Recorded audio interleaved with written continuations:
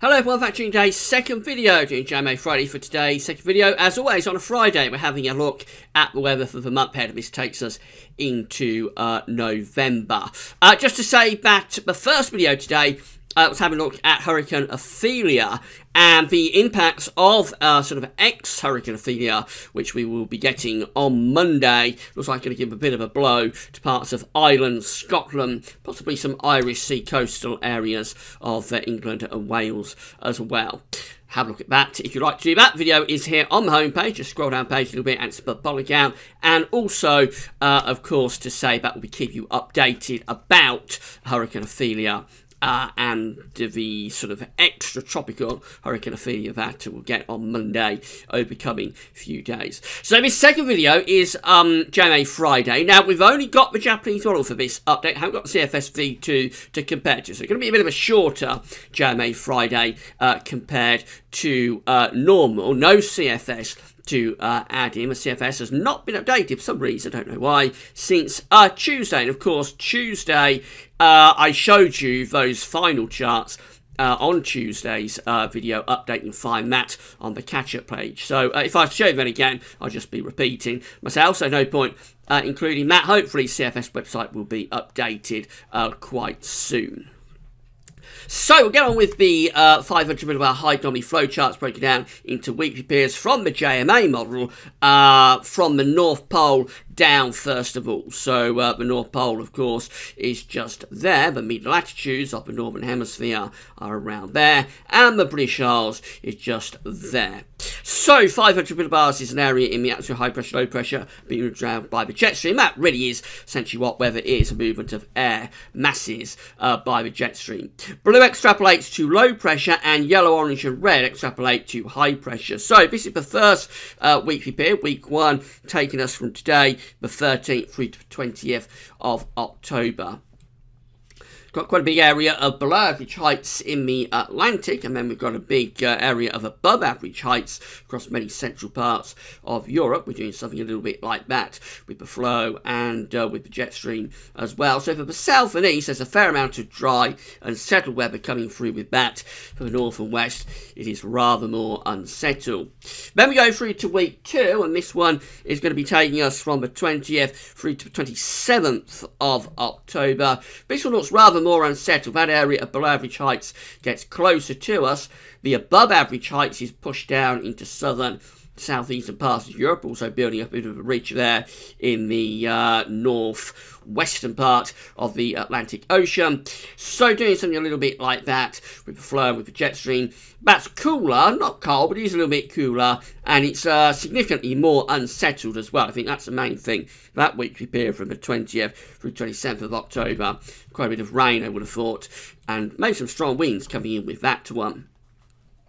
And then we go through to weeks 3 and 4, takes us from the 27th of October through to the 10th of November, and we find that we've got above average heights still continuing in the northwestern part of the Atlantic Ocean. Close to us, we've got an area of below average heights in across Iceland, extending down to north of Scotland. We've got this area of above average heights through Scandinavia and many central southern parts of Europe. That's a big ridge there, and what it does, I think, is that it pushes the flow into something like that.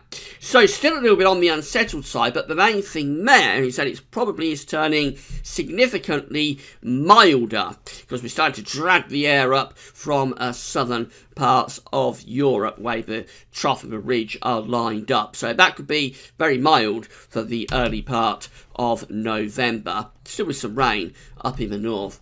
Let's have a look at the mid-latitude view then, and tropical view. So this is the equator of the Earth just there on the southern side of the equator. We've got the southern hemisphere just there. On the northern side of the equator, got the northern hemisphere. South Pole is off the chart, and it's down there. North Pole, which we were just looking at, of course, so we don't need to see it again, but that's off the chart as well, and that's up there. So that's America just there. Canada is over there. We've got Russia and Siberia over there, Asia is down here, Europe is over here, and this is the Atlantic. That's the British Isles in the top right-hand corner of the chart as you are looking at it.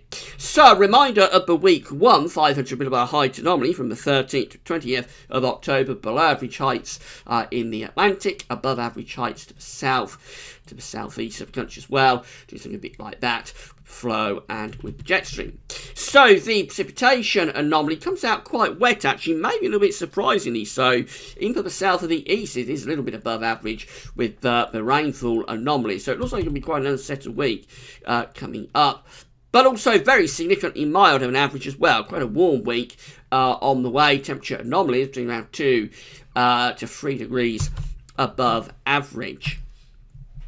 Go through to week 2, which is the 20th through 27th of October. This one looks unsettled as well, below average heights in the UK and out to the west of us, flowing the jet stream, going through something like that. Precipitation anomalies, therefore, are coming out wetter than average again from the 20th, 27th of October.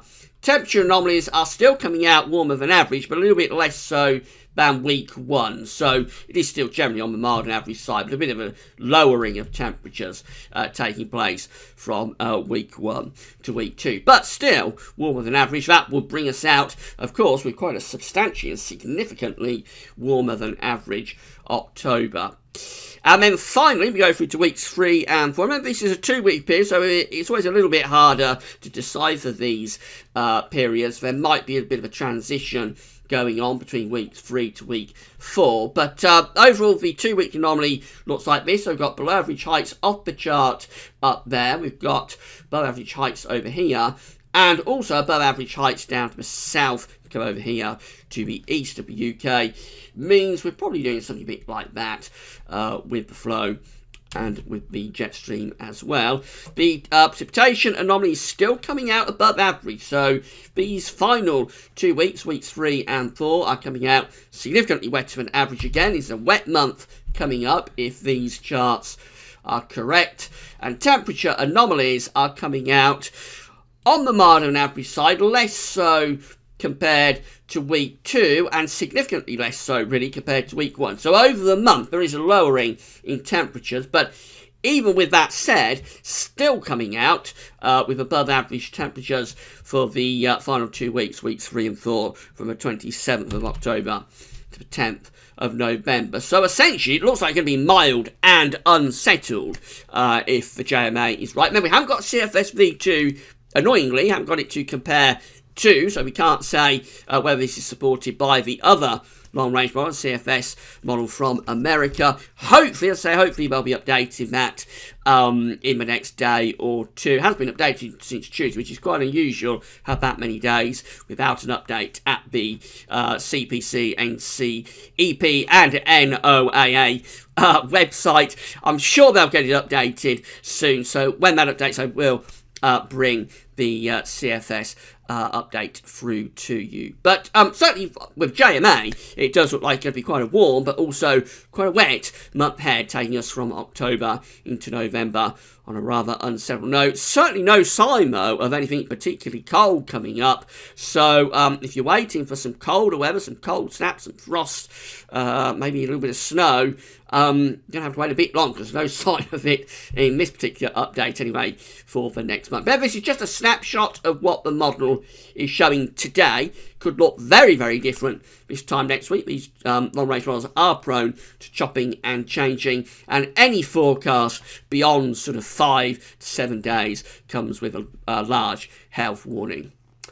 Right, weekend forecast tomorrow, and I think tomorrow we may do a 6-month look ahead with the Beijing Climate Centre tomorrow evening, so that could be quite an interesting one. Come back to that then. And then of course on Sunday we've got another winter 2017-18 update. That'll be the 6th one, getting again together things like solar activity, how snow cover across Russia and Siberia is progressing, and what's happening in the oceans with ENSO, many other things as well. We'll have more on the QBO also.